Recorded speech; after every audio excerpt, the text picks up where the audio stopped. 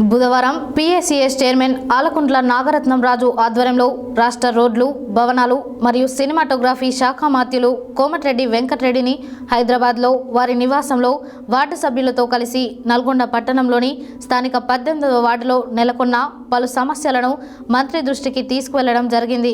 అందుకు మంత్రి సానుకూలంగా స్పందించారు.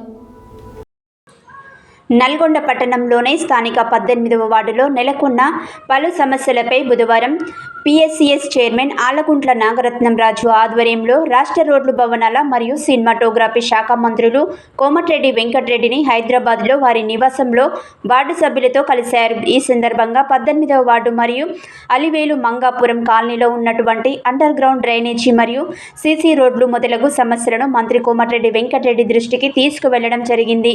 అందుకు మంత్రి సానుకూలంగా స్పందించి అండర్ గ్రౌండ్ డ్రైనేజీ మరియు సీసీ రోడ్లను పూర్తి చేసి వార్డును పూర్తి దశలో అభివృద్ధి చేస్తానని హామీ ఇవ్వడం జరిగిందన్నారు. ఈ కార్యక్రమంలో Nalgonda PSCS chairman Alakuntla Nagaratnam Raju, Alivelu Mangapuram colony president Danda Venkataramireddy, general secretary Chenagoni Muthaiah Goud, vice president Gundapaneni Kishan Rao, Renuka Yellamma గుడి మాజీ చైర్మన్ ప్రెసిడెంట్ ఉగ్గే పూలేందర్, నాగిళ్ల నరసయ్య తదితర కాలనీ పెద్దలు పాల్గొనడం జరిగింది.